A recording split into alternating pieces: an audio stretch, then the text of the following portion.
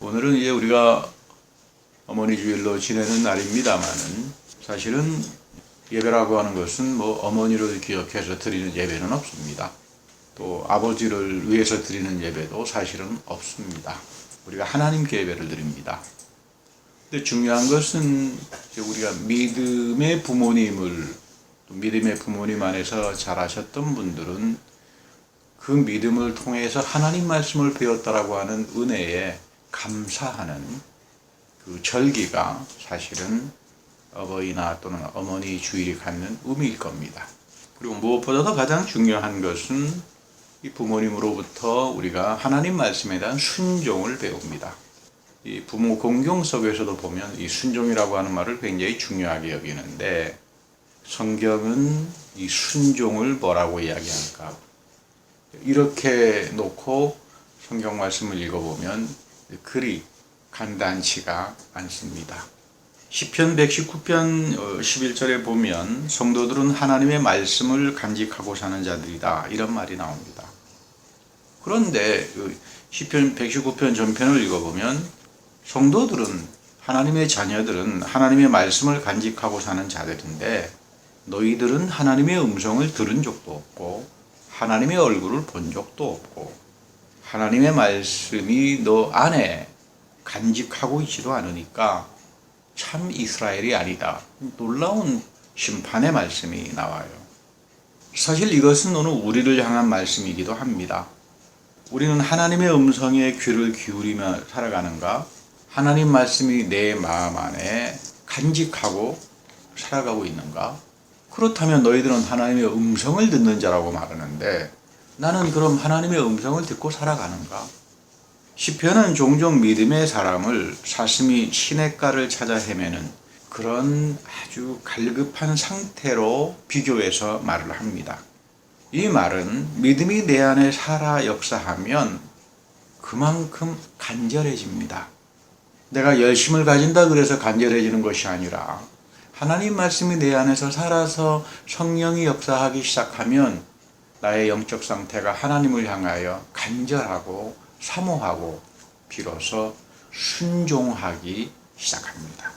시편 119편 2절에 가면 이렇게 말하죠. 주님의 증거를 지키며 온 마음을 기울여서 주님을 찾는 사람은 복이 있다. 주님의 증거를 지킨다는 말이 있어요. 이 주님의 증거라고 하는 말은 다른 말이 아닙니다.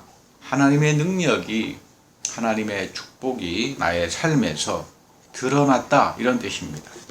하나님의 살아계심이, 하나님의 축복이 내 삶 안에서 나타나는 사람들은 온 마음을 기울여서 주님을 찾기 시작하고 그 말씀을 사모하고 그 말씀에 순종하며 살길 원하게 되는데 이런 사람을 가리켜서 시편은 믿음의 사람이다 또는 복 있는 사람이다 이렇게 말합니다. 그러니까 구약에서는 순종이라고 하는 말은 항상 믿음하고 연결됩니다. 그러니까 나는 순종을 하지 못합니다. 그 말은 나는 믿음이 없는 사람입니다. 또 다른 말로 말하면 내 안에는 살아계신 하나님이 없습니다. 이런 사람이고요. 좀 더 심하게 말하면 나는 빈복한 사람입니다. 나는 영적인 복이 없는 사람입니다. 이런 뜻입니다. 우리는 흔히 내가 원하는 것을 하나님으로부터 받으면 복받았다, 은혜 받았다고 생각하지만 이제 우리는 이런 생각에서 졸업을 해야 합니다. 하나님이 주길 원하는 것을 받는 것이 복입니다. 이것을 사모하는 사람을 믿음의 사람이라고 말하지요. 나는 하나님의 진리와 영원함을 찾는데 열심히 있습니다. 그러면서 자기 편견과 자기 고집에 올인하면서 하나님 말씀 근처에도 가지 못한 그런 사람들을 만날 때도 있습니다. 그런 열심은 오히려 없는 게 낫습니다. 나의 열심은 주님이 사랑하는 말씀을 향해 있어야 되고 그 길로 사모하는 사람에게만 믿음의 눈이 열리고 신령한 세계가 튀어지고 순종이 비로소 무엇인지를 알게 됩니다. 순종은 여러분 절대로 내가 하는 게 아닙니다. 하나님이 주시는 선물입니다. 그래서 항상 구약에서는 아브라함의 삶 속에서는 순종이 믿음의 양 동면처럼 같이 따라다니는 게 순종입니다. 마태복음 21장 30절은 순종이 무엇인지를 아주 중요하게 가르쳐 줍니다. 아버지가 큰아들에게 너 오늘 포도원에 가서 일해야 되겠구나. 그러니까 아들이 싫습니다 했습니다. 나중에 생각해 보니까 아버지가 좀 마음이 아프겠다. 그래서 뉘우쳐서 포도밭에 가서 일했습니다. 아버지가 둘째 아들에게도 같은 말을 했습니다. 그랬더니 이 둘째 아들은 예 하고 가지 않았습니다. 그러면서 예수님은 이 말씀을 하고서 다음처럼 묻습니다. 누가 아버지의 뜻을 행했느냐? 그래서 사람들이 대답했죠. 큰아들입니다. 여기서 이야기가 끝나면 괜찮습니다.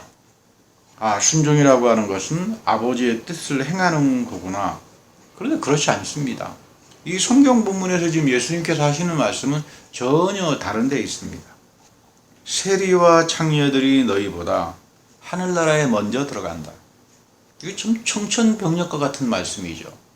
지금 이거하고 순종하고 무슨 관련이 있는가? 지금 예수님은 성전에서 가르치시면서 제사장들과 백성의 장로들과 논쟁을 하고 있습니다. 이 사람들은 당대 백성들의 존경을 받고 하늘나라는 1등석을 차지한 사람들로 여겨졌던 사람들입니다. 그런데 지금 예수님께서는 너희들은 구원이 없다 그 말을 하는 거예요. 너희들은 지옥 간다 그 말이에요. 쉽게 말하면. 왜 그럴까? 너희들은 믿는 사람들이 아니다. 아니, 이들은 최고 당대의 믿음의 사람들인데 그런데 왜 예수님은 너희들은 믿는 사람이 아니다라고 이 혹독한 선언을 하실까? 너희에게는 세리나 창녀처럼 기본적인 회개도 없고 그런 순종하는 믿음조차도 없다. 여러분, 맏아들 역시 순종한 사람이 아닙니다. 나중에 뉘우쳐서 아버지 말대로 밭에 나가서 일을 했죠. 둘째 아들은 거짓말쟁이입니다. 아버지를 잘 믿고 순종한다고 말을 잘하고 다니지만 아버지에 대한 무시, 아버지에 대한 의심, 아버지에 대한 상처 줌 이거밖에 없죠. 오늘 이 본문에서 굉장히 중요한 이야기를 합니다. 하나님은 아무도 우리를 순종의 사람으로 인정하지 않습니다. 이게 성경이 말하는 아주 매서운 진리입니다. 여러분이나 저나 하나님께서 순종하는 사람으로 여기지 않는다 그 말이에요. 이 사실로부터 출발해야 됩니다. 하나님께서 인정해 주시는 순종은 딱 하나밖에 없습니다. 아버지 마음에 합한 순종은 십자가에 죽기까지 복종한 예수님의 순종이 하나밖에 없습니다. 이 순종 때문에 하나님이 우리들의 죄를 용서하시는 거고 나에게 믿음을 주시는 거고 말씀을 부어주셔서 나에게 순종하고 싶은 마음을 주시는 겁니다. 순종하는 사람이라고 하는 것은 예수의 십자가 앞에서 그분의 순종을 체험하는 사람들에게만 주어지는 성령의 선물이지 내가 하나님께 순종합니다.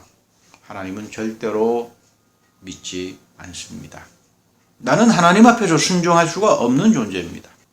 나는 말씀에 따라 살기 싫을 때가 많습니다. 내가 손해보는 것 같아서 내 편한 대로 살고 싶어요. 그러나 하나님의 말씀을 마음에 간직하고 사는 사람들에게는 바로 비로소 그리스도의 순종에 대한 체험을 가지고 살게 되는 겁니다. 믿음의 문법은 바로 여기서 출발합니다. 나는 절대로 하나님께 순종하지 못하는 사람이다. 이게 현실입니다. 그리고 내가 순종한 것이 아니라 예수 그리스도가 십자가에서 나의 죄사함을 위해서 순종했다. 여기서부터 나의 믿음도 나의 복도 하나님을 향한 나의 영적인 관계도 시작이 되어야 합니다. 유명한 이야기지만 2차 세계대전 당시에 요코이라고 하는 일본 병사 한 사람이 있었죠. 괌에 전쟁에 나가가지고 전쟁이 끝났는데도 27년간 숨어 살았습니다. 전쟁이 끝난 줄 몰랐다 그래요. 아니, 전쟁이 끝났지만 이 사람은 전쟁이 끝났다는 것을 믿지 않았습니다. 대일본 제국은 절대로 지지 않는다라고 하는 이 거짓말에, 이 이데올로기에 그냥 듬뿍 믿고 속아서 살았던 사람이죠. 맹신을 한다거나 광신은 사람을 이렇게 비참하게 만듭니다. 절대로 순종하지 못합니다. 여러분, 이단에 있는 광신적인 사람들, 이단에 홀려갔던 사람들, 저 사람들은 진짜 열심히 많아서 순종을 잘하는 사람이야. 이렇게들 우리가 말하는데 그건 순종이 아닙니다. 그것은 그 사람을 패가망신시키고 아주 비참한 존재로 만들어버리는 맹신이요 광신입니다. 성경에서 순종은 그런 의미가 절대 아니죠. 우리가 어떤 과학자가 있어서 하나님의 만드신 자연을 관찰하고 분석해 보니까 하나님이 살아계심을 내가 믿습니다. 목사님들은 과학자입니다. 그러나 교회는 안 갑니다. 여러분 이런 이상한 생각들이 오히려 우리가 사는 이 베이 지역에 넘치고 넘칩니다. 왜 사람들은 이렇게 허망해져 버리고 생각들이 이렇게 모자란 자들이 되는가? 여러분 우리가 만안경을 가지고 자연을 관찰한다 그래서 하나님 마음을 알 수 있습니까? 하나님께서 우리의 죄를 사하시는 그 은혜를 만안경 가지고 알 수 있을까요? 이 서부 아프리카에 이제 전도를 하면서 거기에 사는 하베족이라고 하는 족속이 있는데 이 사람들이 하나님에 대한 사랑을 표현할 때 자기네 언어로 우리 마음속에 모신다 이렇게 표현해요. 그래서 이 사람들은 하나님의 사랑 그러면 하나님의 사랑을 내 마음속에 모신다. 이 하나님이 내 마음속에 오기 시작하면 평화로움이 있고 정의로움이 있고 아름다운 생각들이 깃들기 시작하잖아요. 참 좋은 표현입니다. 그런가 하면 멕시코에 사는 한 그 족속도 보면 산중에 사는 이 사포텍 인디언들이라고 있다 그러는데 이 사람들도 사랑 그러면 내 마음이 하나님과 함께 나갔다 이렇게 표현한다 그래요. 우리하고 생각이 다릅니다. 내 마음이 하나님과 함께 나갔다 이것이 사랑이다. 하나님을 알고 난 후에 내 마음이 하나님께 드려졌다 그 뜻이에요. 굉장히 여러분 성경적입니다. 이 사람들의 생각이. 우리가 생각하는 사랑하고 틀리죠. 내 마음이 하나님께 드려진 사람을 우리는 믿음의 사람이요 순종의 사람이라고 이야기합니다. 존 파이퍼라고 하는 목사님이 계세요. 이번 주 제가 설교 준비하다가 이분이 쓰신 책을 보고는 참 많은 생각을 했습니다. 제가 가르친 적이 있었던 미네소타의 그 교회에서 이제 목회를 하시는 아주 존경받는 목회를 하시는 분입니다. 침례교회 목사님이지만 우리들처럼 주류 교단에 속한 신학이나 교회를 아주 매우 깊게 이해하시는 그런 분이세요. 만나면 서로 대화가 되는 그 정도의 아주 수준이 있으신 분입니다. 학문적으로도 탁월하셔서 독일 뮌헨 대학에서 성서학을 전문으로 공부해서 박사학위까지 하신 그런 분이죠. 이분이 코로나 바이러스 사태를 보면서 책을 한 권 쓰셨는데 중요한 내용을 하나 담고 있더라고요. 그 내용을 보니까 이분이 최근에 암 선고를 받았습니다. 죽음 일보 직전에 서 있습니다. 자기 처지가 답답했습니다. 하나님의 음성을 듣고 싶었습니다. 하나님 왜 저는 암에 걸려서 지금 한참 이 목회를 하나님 나라의 사역을 위해서 큰 봉사를 할 수 있는 이 시간에 암으로 전 죽어야 합니까? 그런 고민도 있고 원망도 있고 좌절도 있었는데 데살로니가전서 5장과 9절을 읽으면서 이분은 하나님의 음성을 들었습니다. 그 내용에 보면 예수는 우리를 위해서 죽었고 내가 깨어있든 죽든지 나와 함께 살게 하셨다. 파이프 목사님은 이 말씀을 읽다가 거의 전율을 느꼈습니다. 너무나 익숙한 말씀이고 너무나 자주 했던 말씀이고 너무나 설교 시간에 했던 이야기인데 자기는 그 말씀의 의미를 전혀 모르고 했다는 그 사실에 그는 전율을 느꼈습니다. 모범적인 대형교회의 목사님으로서 또는 성사학자로서 설교도 하고 책을 쓰고 강연도 했지만 중요한 것은 내가 암으로 인해서 절망해서 하나님께 매달리는 것이 아니로구나. 다시 말하면 신앙과 믿음을 잘못 가지고 있었구나. 엄청난 회개를 합니다. 예수가 나를 위해서 죽었고 너의 죄를 사한 축복을 받은 자기 때문에 너가 살든지 너가 죽든지 나 하나님은 너와 함께 있을 것이다. 하나님이 결정하는 한 나는 살기도 하고 죽기도 할 것이다. 파이퍼야, 너의 기도가 잘못된 기도다. 너가 죽든지 살든지 내가 결정할 것이고 너는 예수의 죄사함의 축복을 받은 자고 그래서 너는 죽어도 나와 함께 살 것이고 살아도 나와 함께 살 것이다. 그는 이 말씀의 음성을 듣고 원망이 아니라 하나님 내 암을 고쳐주십시오가 아니라 하나님 앞에서 자신의 모자란 부분을 회개하다가 암에서 회복됐음을 이야기합니다. 코로나 바이러스를 이기는 건 무엇일까? 과연 우리는 이 코로나 바이러스 앞에서 하나님 목숨만 살려주십시오.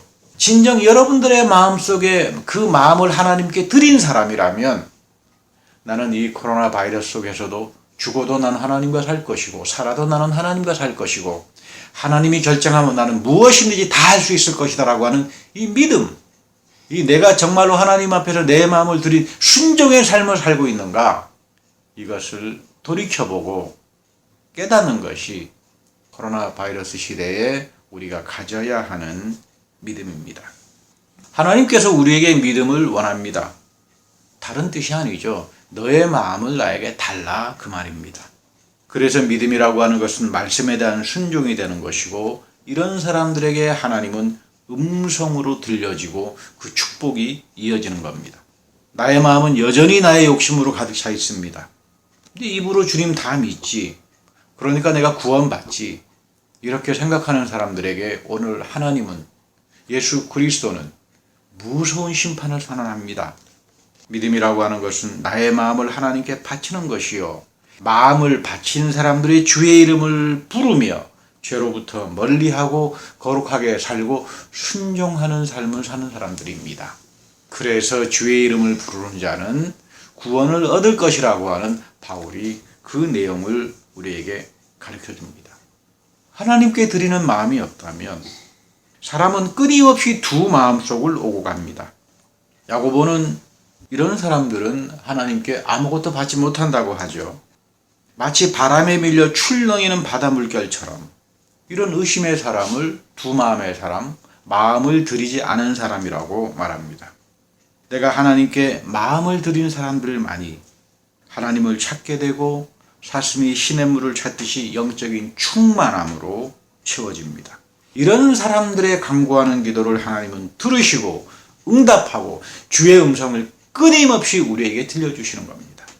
그러나 두 마음을 가지기 시작하면, 하나님 앞에 자기 마음을 들이지 못하면 출렁인 바다 물결처럼 어느 순간 좋은 말씀을 들어봐야 그런가, 이것이 나에게 이어지지 않습니다. 그리고 반드시 교만으로 갑니다. 요사이 보면은 종교다운주의라고 하는 사상이 휩습니다. 이 종교다운주의라고 하는 말은 거창한 사상이 아닙니다.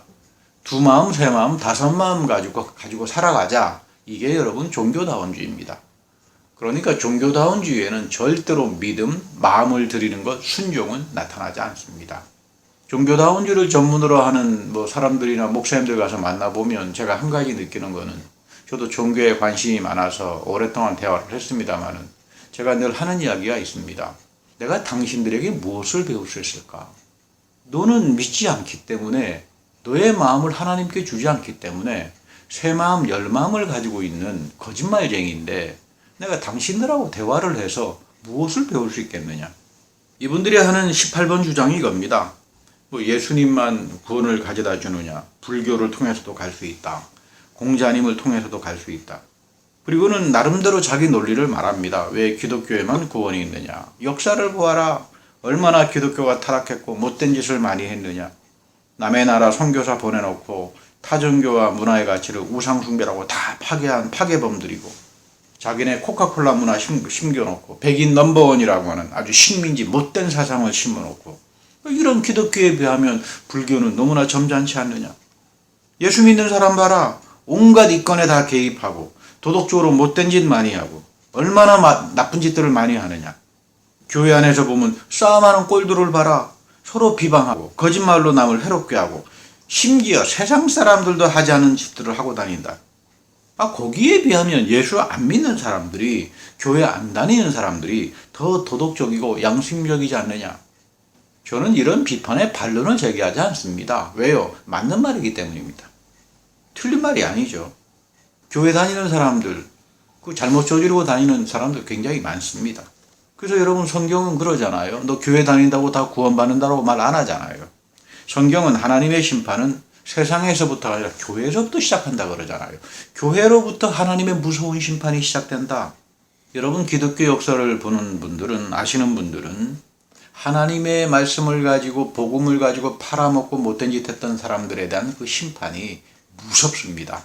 그래서 죄를 짓지 못합니다. 여러분, 교회 안에는 하나님의 자녀로 신령한 출생을 한 사람들이 있죠. 자기 마음을 하나님께 드리며 살아가는, 정말로 그 믿음의 복을 가지고 살아가는 사람들이 있는가 하면 자기 죄된 심성, 두 마음을 품고 정죄하고 끊임없이 죄악 가운데 살아가는 사람도 있습니다. 알곡과 쭉정이는 교회 안에 그대로 있고 하나님은 마지막 때 이들을 통해서 심판부터 시작합니다. 그러나 하나님 자신이 잘못되지 않죠. 예수 그리스도의 십자가 복음이 교회가 잘못됐다 그래가지고 잘못되는 것은 아닙니다. 그토록 종교다원주의자들은 자신들이 치겨 세우는 이 보편 종교의 대명사인 힌두교, 불교가 인도에서 싸움하다가 골병 들어가지고 망했다라고 하는 왜 그런 역사는 말하지 않는 걸까? 이들이 그토록 치겨 세우는 유교, 도덕종교, 점잖다는 종교가 중국의 역사 속에서 얼마나 지독하게 도교와 불교를 박해했는지 유교사 몇 장만 들춰보면 알 수 있는데 왜 그런 말을 종교 지도자들은 말하지 않은 걸까? 종교라고 하는 것은 겉으로 드러나는 외적인 것 가지고 절대로 판단되지 않습니다. 하나님은 교회의 예산을 보시는 분이 아닙니다. 하나님은 교회에 모여드는 사람들을 보지 않습니다. 하나님은 여러분 개개인 영혼 한 사람의 중심을 보시는 분입니다. 내 영혼이 하나님 앞에 바로 서 있는가? 그래서 내가 내 마음을 하나님께 드리고 있는가? 그리고 하나님이 이 마음을 통해서 나에게 반석을 세워주시고 놀라운 권세로 채워주셔서 하나님의 신령한 세계를 이어가게 하시는가? 여러분 이것이 교회 다니는 목적이고 이걸 하나님께서 원하는 거지 엉뚱하고 다른 곳에서 찾지 말아야 합니다. 이렇게 하나님께 마음이 받쳐진 사람을 가리켜서 믿음의 사랑이요 순종의 사람이요 구루토기로 남겨진 성령의 처절매로 사는 사람이라고 성경은 말합니다. 그래서 하나님은 중심을 보시는 분이요 이러한 중심을 보시는 하나님으로부터 빗나가기 시작하면 사람들은 교만해지고 결국 무너지고 맙니다. 순종이라고 하는 것, 믿음이라고 하는 것은 1차적으로 내 마음을 하나님께 드린다라고 하는 걸 깨달아야 합니다. 그리고 하나님이 가장 사랑하시는 것은 여러분들의 중심을 보시고 여러분들의 마음을 나에게 달라고 합니다. 그래서 이것을 거룩한 마음이라고 이야기하는 겁니다. 우리 대표적으로 여기서 실패한 사람이 아담과 하와죠. 하나님 앞에서 두 마음을 품었습니다. 그래서 교만을 휘프리스, 두 마음을 품었다. 하나님의 음성을 무시하고 뱀의 음성을 들었다. 사실 아담과 하와에게는 그 마음을 주님께 드리지 못했습니다. 그래서 하나님의 명령과 은혜를 왜곡했고 자기 멋대로 뱀의 정보주식을 갖다 붙였습니다. 그래서 마음에 부패가 왔고 하나님에 대한 믿음과 순종을 잃어버렸습니다. 바울이 그래서 그런 말합니다. 내가 복음을 전하다가 버림을 받을까 두렵다. 아니 지금 바울은 무슨 말을 하나? 한번 구원받으면 끝나고 영원한 것인데 바울은 그렇다면 나만큼의 구원의 확신도 없었던 사람인가? 아마 이렇게 생각하는 분은 없을 겁니다. 바울은 인간의 마음속에 항상 부패한 타락의 마음이 있음을 보았습니다. 내가 이 마음을 주님께 드리지 않은 한에 있어서는 나는 죄를 이기지 못한다는 것도 알고 있었습니다. 동시에 나는 내 자신의 능력으로 내 마음을 하나님께 드리지 못하고 내 능력으로 하나님 말씀에 순종하지도 못한다는 것을 알고 있었습니다. 당대 많은 사람들이 복음을 전하면서 무슨 초월적인 능력을 행사하고 권능의 사람으로 치켜 세우면서 하나님의 영광을 훔쳐먹고 그리스도의 은혜의 말씀을 팔아먹는 것을 보면서 지금 바울은 아주 무서운 말을 합니다. 나는 마음이 부패한 자다. 나는 오로지 그리스도가 주시는 순종, 그리스도가 내 마음을 가져다 주지 않으면 나 역시 복음을 전하다가 교만해질 수 있고 두 마음을 품을 수 있고 하나님으로부터 그 은혜로부터 버림받을 수가 있다. 이것을 지금 우리에게 말을 합니다. 나는 공고한 자지만 십자가에서 나에게 주신 죄사함의 축복, 예수 그리스도의 순종만이 나를 의롭게 하고 이것으로 충분하다 이 이야기입니다. 순종이란 무엇일까요? 나의 마음을 드리는 겁니다. 그러나 나의 마음은 부패해 있습니다. 절대로 우리는 순종하지 못합니다. 그러나 순종하는 사람들만이 두 마음을 이겨낼 수 있고 교만을 이길 수 있습니다.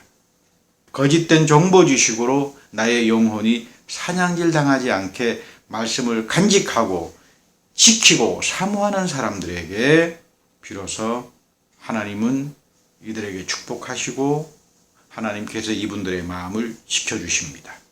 이런 하나님의 생각과 마음을 알기 시작하면서 비로소 우리는 하나님의 음성을 듣는 대로 나가게 되고 뜻대로 살아가게 됩니다. 여러분 모두가 하나님께 마음을 드리는 분들이 되기를 축복합니다. 이것이 순종이고 이런 순종이 우리의 믿음의 부모님들로부터 배웠던 말씀들입니다. 이 하나님이 주시는 순종을 성령의 선물로 얻기를 여러분 항상 간구하기 바랍니다. 바로 이들에게 주님의 음성을 듣는 사건들, 그리고 그것이 여러분들의 인생을 180도로 바뀌어내고 영적인 각성들을 일으켜 나가는 놀라운 축복이 여러분들의 인생에, 여러분들의 가정에 임재하기를 축복합니다. 다 같이 기도하겠습니다.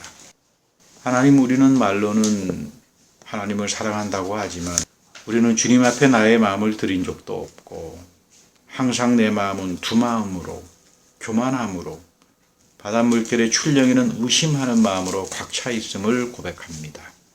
하나님, 순종을 배우게 하여 주옵소서. 십자가에 달리셨던 예수 그리스도의 그 거룩한 순종을 바라보면서 이제는 내 마음을 하나님께 드리게 하여 주옵소서. 주께서 나에게 성령을 통하여 순종을 선물로 주실 때 내 안에는 살아계신 주님의 말씀이 살아있게 되고 나를 하나님께서 사랑하는 놀라운 축복의 길로 인도하는 것을 압니다.